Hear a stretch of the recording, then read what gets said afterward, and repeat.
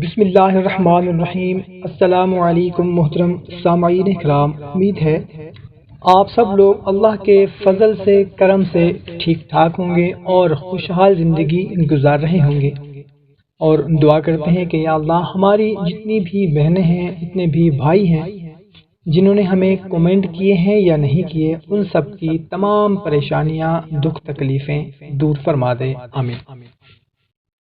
دوستو، آج کی اس خاص ویڈیو میں آپ کو میں سورہ کوثر، سورہ اخلاص اور بسم اللہ کا عمل بتانے لگا ہوں۔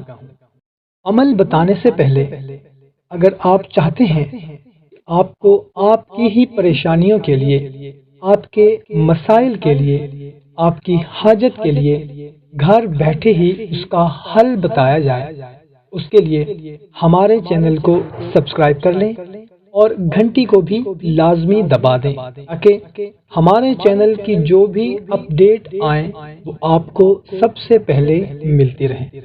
اور اپڈیٹ کیسی ہوں گی؟ آپ کی پریشانیوں کے لیے، تاکہ آپ کو باہر کسی کے پاس جانے کی ضرورت ہی نہ پڑے۔ جزاک اللہ۔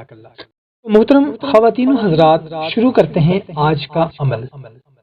اس سے پہلے درود پاک کی فضیلت کے بارے میں آپ تمام دوست احباب جانتے ہوں گے کہ درود پاک کی بہت زیادہ فضیلت ہے۔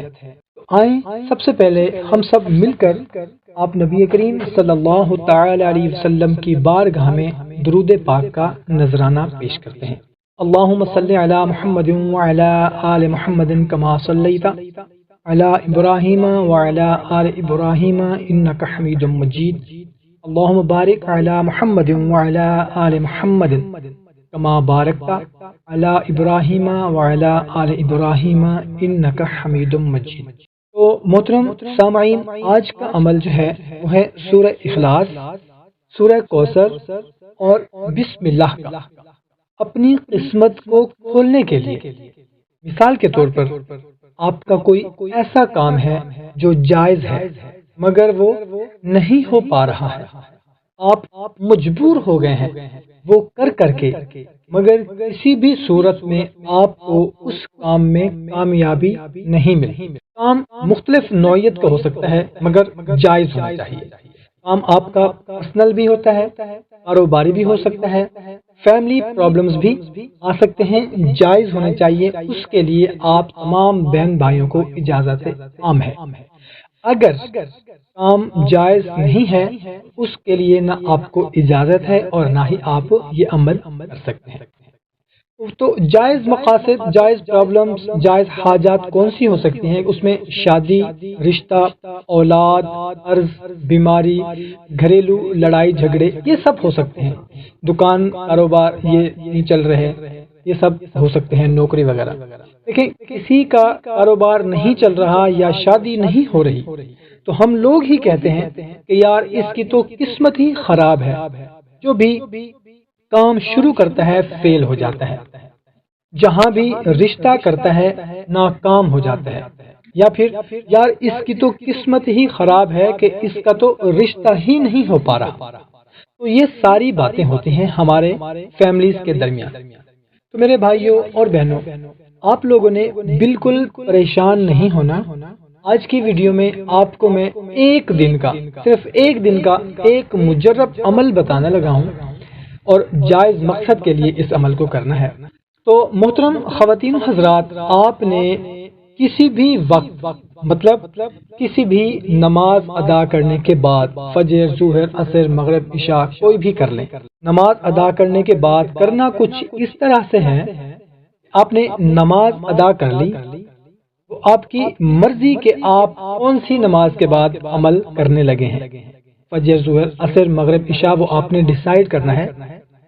نماز ادا کرنے کے بعد دعا مانگیں، جیسے ہم عام طور پر نماز کے بعد دعا مانگتے ہیں، اپنی پریشانیوں کے لیے، اپنی کامیابیوں کے لیے، اپنی مصیبت تکلیف، جو بھی ہم نماز کے بعد دعا مانگتے ہیں، یا جس عمل کو آپ کرنے لگے ہیں چاہے تو اس کی بھی دعا آپ مانگ سکتے ہیں۔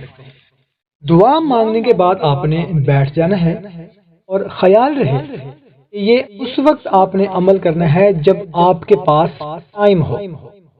مطلب کہ آپ کو کوئی ڈسٹرب نہ کرے۔ عمل شروع کرنے سے پہلے ایک گلاس پانی کا ساتھ رکھ دینا ہے۔ سب سے پہلے آپ نے یا اللہ یا اللہ یا اللہ کا ورد کرنا ہے۔ ویسے تو جتنا مرضی ہو سکے آپ ورد کریں، آپ کے ٹائم کے اوپر ڈیپینڈ کرتا ہے، مگر کم از کم 41 مرتبہ آپ نے یا اللہ کا ورد لازمی کرنا ہے۔ 41 مرتبہ پڑھنے کے بعد آپ نے پانی پر پھونک مار دینی ہے، دم کر دینا ہے۔ اس کے بعد آپ نے یا شکورو 41 مرتبہ پڑھنا ہے اور پھر پانی پر پھونک مار دینی ہے۔ اس کے بعد آپ نے بسم اللہ الرحمن الرحیم 101 مرتبہ پڑھنا ہے اور پانی پر پھونک مار دینی ہے۔ اس کے بعد سورہ کوثر بھی 101 مرتبہ پڑھنی ہے اور پانی پر پھونک مار دینی ہے۔ اس کے بعد سورہ اخلاص بھی آپ نے 101 مرتبہ پڑھنی ہے اور پھر پانی پر پھونک مار دینی ہے۔ اور اس کے بعد آپ نے 21 مرتبہ درود پاک پڑھنا ہے۔ جو بھی آپ کو آتا ہے، ہو سکے تو درود ابراہیمی پڑھ لیں، اور اگر درود ابراہیمی نہیں پڑھنا چاہتے یا نہیں پڑھ سکتے تو کوئی سا بھی درود پاک آپ نے 21 مرتبہ پڑھ لینا ہے۔ اور آپ کی جو پریشانی ہے، جو حاجت ہے، جو مقصد ہے، مراد ہے، اس کو اپنے ذہن میں رکھنا ہے کہ میں فلاں مقصد کے لیے، فلاں حاجت کے لیے، فلاں مصیبت کے لیے، فلاں پریشانی کے لیے یہ عمل کر رہا ہوں یا کر رہی ہوں۔ اور اس کے بعد آپ نے دعا مانگنی ہے۔ وہ آپ کے اوپر ڈیپینڈ کرتا ہے کہ آپ نے اللہ سے کس طرح مانگنا ہے۔ اس طرح مانگے جیسے ایک چھوٹا بچہ اپنی ماں سے لڑ کر، رو کر، چیخ کر، چلا کر کوئی بھی چیز اپنی حاصل کر لیتا ہے، اپنی کوئی بھی وہ ضد منوا ہی لیتا ہے۔ آپ دیکھیں کہ بچہ جو ہوتا ہے، چھوٹا بچہ، آپ دیکھ لیں کہ 2 دن کا بچہ ہے۔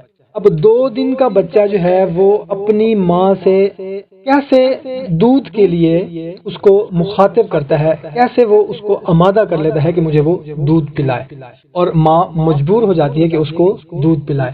اس سے بڑا بچہ دیکھ لیں، 8 سال، 10 سال، 15 سال کا، وہ کیسے ضد کر کے، رو رو کے، چیخ چیخ کر، کچھ بھی کر کے اپنی ماں سے وہ ضد منوا لیتا ہے۔ تو ہم نے بھی کچھ اس طرح سے ضد کر کے اللہ کے حضور رو رو کر، گڑ گڑا کر اپنی حاجت، مقصد، مراد، قسمت کے لیے ہم نے دعا کرنی ہے۔ اور اس کے بعد اپنے پانی پر پھونک مار کر، اگر وہ ہمارا پرسنل مسئلہ ہے، ہمارا کوئی ذاتی مقصد ہے، ذاتی حاجت ہے، تو وہ ہم نے پانی خود پی لینا ہے۔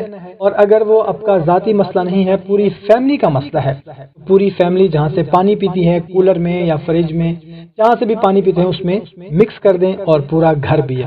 انشاءاللہ عز و جل آپ کا جو بھی مسئلہ ہے وہ حل ہو جائے گا۔ اور دوستو، اگر آپ کا اس ویڈیو سے ریلیٹڈ کسی چیز کی سمجھ نہیں آ رہی، یا کوئی اور مسئلہ ہے، کوئی اور پریشانی ہے، کسی مقصد کے لیے آپ نے کوئی وظیفہ پوچھنا ہے، تو اس ویڈیو کے کومنٹ سیکشن میں آپ نے کومنٹ کر دینا ہے۔ ہماری 100% کوشش ہوتی ہے کہ ہم اپنے ہر کومنٹ کا ریپلائی کرتے ہیں اور اس کا کوئی نہ کوئی حل بتاتے ہیں۔ اور اگر ویڈیو اچھی لگی ہو، ہماری حوصلہ افزائی کے لیے ویڈیو کو لائک اور شیئر ضرور کریں۔ جزاک اللہ۔